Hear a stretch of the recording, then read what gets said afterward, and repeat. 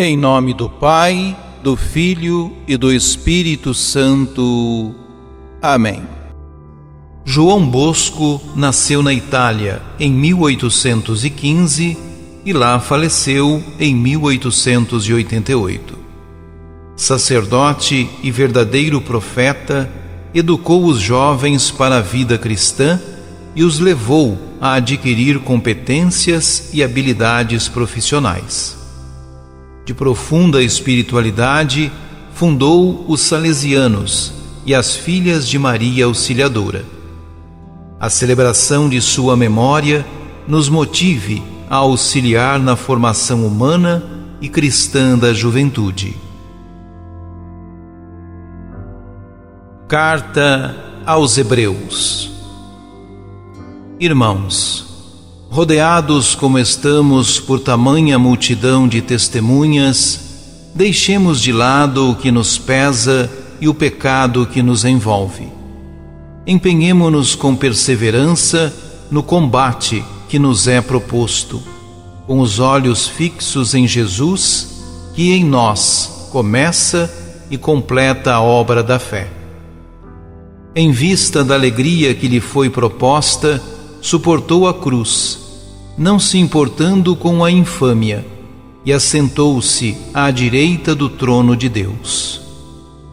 Pensai, pois, naquele que enfrentou uma tal oposição por parte dos pecadores, para que não vos deixeis abater pelo desânimo. Vós ainda não resististes até ao sangue na vossa luta contra o pecado.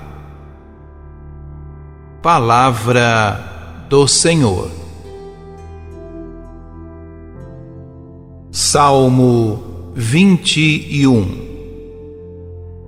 Todos aqueles que vos buscam hão de louvar-vos, ó Senhor.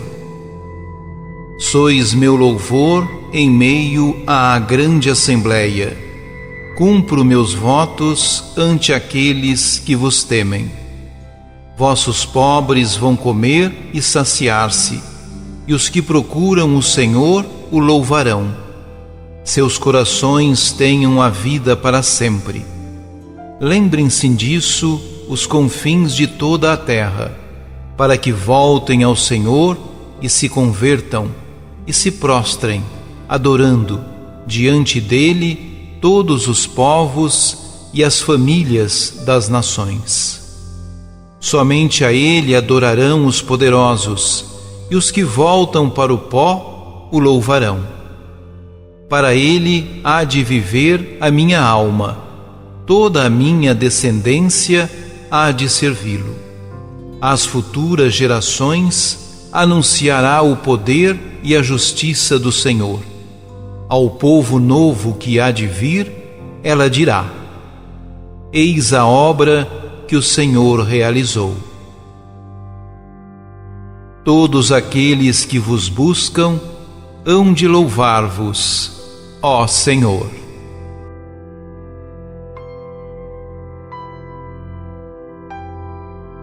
Proclamação do Evangelho de Jesus Cristo segundo Marcos. Naquele tempo, Jesus atravessou de novo numa barca para a outra margem.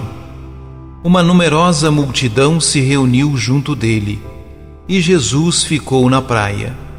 Aproximou-se então um dos chefes da sinagoga, chamado Jairo. Quando viu Jesus, caiu a seus pés e pediu com insistência: minha filhinha está nas últimas. Vem e põe as mãos sobre ela, para que ela sare e viva. Jesus então o acompanhou. Uma numerosa multidão o seguia e o comprimia. Ora, achava-se ali uma mulher que há 12 anos estava com uma hemorragia. Tinha sofrido nas mãos de muitos médicos, gastou tudo o que possuía e, em vez de melhorar, piorava cada vez mais. Tendo ouvido falar de Jesus, aproximou-se dele por detrás, no meio da multidão, e tocou na sua roupa. Ela pensava: Se eu ao menos tocar na roupa dele, ficarei curada. A hemorragia parou imediatamente, e a mulher sentiu dentro de si que estava curada da doença. Jesus logo percebeu que uma força tinha saído dele, e voltando-se no meio da multidão, perguntou: Quem tocou na minha roupa? Os discípulos disseram: Estás vendo a multidão que te comprime e ainda perguntas: Quem me tocou? Ele, porém, olhava ao redor para ver quem havia feito aquilo. A mulher, cheia de medo e tremendo, percebendo o que lhe havia acontecido, veio e caiu aos pés de Jesus e contou-lhe toda a verdade. Ele lhe disse: Filha, a tua fé te curou. Vai em paz e fica curada dessa doença. Ele estava ainda falando quando chegaram alguns da casa do chefe da sinagoga e disseram a Jairo: Tua filha morreu, por que ainda incomoda o mestre? Jesus ouviu a notícia e disse ao chefe da sinagoga: Não tenhas medo, basta ter fé. E não deixou que ninguém o acompanhasse, a não ser Pedro, Tiago e seu irmão João. Quando chegaram à casa do chefe da sinagoga, Jesus viu a confusão e como estavam chorando e gritando. Então ele entrou e disse: Por que essa confusão e esse choro? A criança não morreu, mas está dormindo. Começaram então a caçoar dele, mas ele mandou que todos saíssem, menos o pai e a mãe da menina, e os 3 discípulos que o acompanhavam. Depois entraram no quarto onde estava a criança. Jesus pegou na mão da menina e disse: Talita cum, que quer dizer: Menina, levanta-te. Ela levantou-se imediatamente e começou a andar, pois tinha 12 anos. E todos ficaram admirados. Ele recomendou com insistência que ninguém ficasse sabendo daquilo, e mandou dar de comer à menina. Palavra da salvação.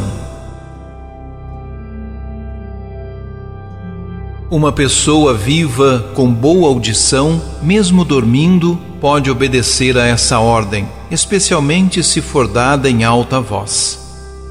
A má vontade pode fazê-la ficar na cama, mas ela, na cama, ficará indefinidamente se estiver morta. A morte impede a comunicação. É o fim de tudo.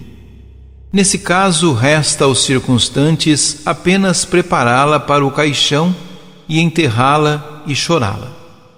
Era o que fazia quem estava na casa de Jairo, o chefe da sinagoga. Ainda não a estavam preparando para o enterro, mas chorando já estavam todos. E Jesus chega, vê o desespero da situação e manda parar tudo. Gente, a criança não morreu. Ela dorme, apenas dorme. A coisa soou tão patética que no meio do choro alguns tiveram de rir. Como é que ele confunde a morte com o sono? Era Jesus um poeta em meio aos seus delírios? Ora, era um pregador a distribuir consolo, ainda que momentâneo, a quem estava começando um luto? Claro, Jesus era um pregador e ele sempre queria consolar. Era também um grande poeta em várias de suas expressões. Mas ele não delirava. Sonho era uma coisa, realidade era outra. Havia como juntá-las e embrulhá-las como se fosse uma coisa só? Jesus, homem como qualquer um, e Deus, numa união que ultrapassava todo julgamento humano, podia ver a realidade como ele a queria. Por isso, no caso daquela menina, ele a via como dormindo, embora todos a vissem falecida. Ora, uma pessoa dormindo só precisa acordar. E Jesus a acordou. Pegou-lhe a mão, dizendo-lhe: levanta-te. E foi o que ela fez. Oremos. Nesse poder de sua palavra podemos crer, pois quando ele vier do túmulo, ouviremos de novo: levanta-te. Amém. Que desça sobre nós, Senhor, a vossa graça, porque em vós pusemos a nossa confiança.